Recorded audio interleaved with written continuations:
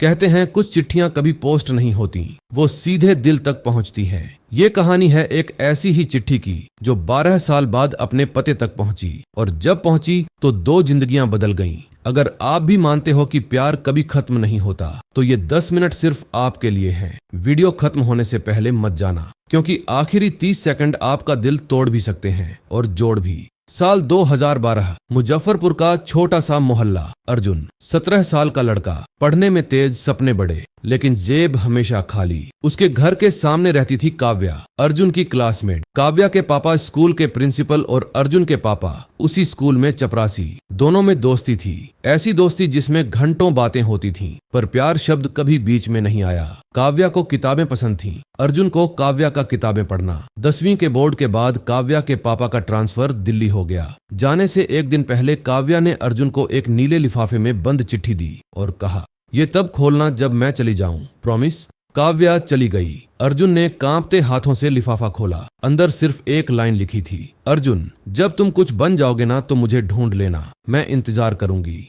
काव्या। उस एक लाइन ने अर्जुन की जिंदगी बदल दी। चपरासी का बेटा अब इंजीनियर बनने के सपने देखने लगा। दिन रात एक कर दिया, ट्यूशन पढ़ाए, रात में ढाबे पर बर्तन धोए, पर पढ़ाई नहीं छोड़ी। 4 साल बाद अर्जुन को IIT दिल्ली में एडमिशन मिल गया। पहला काम उसने ये किया, काव्या को ढूंढना, पर काव्या का पुराना नंबर बंद था। फेसबुक पर प्रोफाइल मिली, पर लास्ट सीन 2 साल पुराना। मोहल्ले में पता किया तो पता चला काव्या के पापा रिटायर होकर अपने गांव चले गए हैं, पर गांव कौन सा किसी को नहीं पता। अर्जुन टूट गया। उसने वो नीली चिट्ठी अपनी किताब में रख ली और सोचा, शायद मैं उसके लायक बन ही नहीं पाया। साल 2018, अर्जुन अब बेंगलुरु में एक बड़ी कंपनी में सॉफ्टवेयर इंजीनियर था। पैसा, नाम, इज्जत सब था, नहीं थी तो बस काव्या। हर साल 15 अगस्त को वो अपनी पुरानी किताब खोलता, वो नीली चिट्ठी पढ़ता और फिर वापस रख देता। उसके दोस्त कहते, भाई मूव ऑन कर, पर कुछ इंतजार कैलेंडर नहीं देखते। एक दिन ऑफिस में अर्जुन को एक प्रोजेक्ट मिला,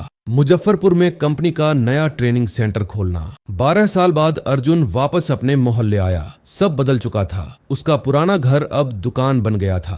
काम खत्म करके वो अपने पुराने स्कूल गया। प्रिंसिपल का कमरा अब लाइब्रेरी बन चुका था। लाइब्रेरियन एक 60 साल की आंटी थी। अर्जुन ने यूं ही पूछ लिया, आंटी, यहाँ रामेश्वर सर प्रिंसिपल थे ना? उनकी बेटी काव्या। आंटी ने चश्मा उतारा और बोली, तुम अर्जुन हो बेटा। अर्जुन के पैरों तले जमीन खिसक गई। आंटी ने कहा, काव्या 8 साल से इसी लाइब्रेरी में हर 15 अगस्त को आती है, एक नीला लिफाफा लेकर। कहती है किसी का इंतजार है। अर्जुन की आंखें भर आईं। कहाँ है वो आंटी? अभी कहाँ है? आंटी बोली, बेटा इस साल 15 अगस्त को भी आई थी, बहुत देर बैठी, फिर एक रजिस्टर में कुछ लिखकर चली गई। कह रही थी ये आखिरी बार है, अगले महीने उसकी शादी है। अर्जुन भागकर रजिस्टर के पास गया। आखिरी पन्ने पर काव्या की लिखाई, अर्जुन 12 साल हो गए, शायद तुम वो चिट्ठी भूल गए, या शायद मैं ही तुम्हारे लायक नहीं थी। पापा ने लड़का देख लिया है, 20 सितंबर को शादी है। अगर इस बार भी तुम नहीं आए तो समझूंगी हमारी कहानी यहीं खत्म। हमेशा खुश रहना,